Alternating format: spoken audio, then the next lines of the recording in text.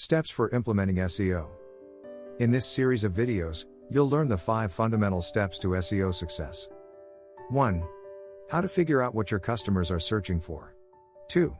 How to optimize your web pages for your target keywords. 3.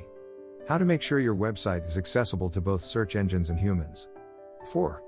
How to get other websites to link to your site. And finally, 5. How to start measuring your SEO success. Step 1. Learn what your customers are searching for.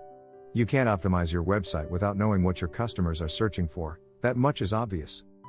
How do you figure this out? The best starting point is to use common sense. Imagine that you run a hotel in Dublin, Ireland. It doesn't take an SEO genius to guess that your customers are probably searching for things like hotels in Dublin, place to stay in Dublin, accommodation in Dublin.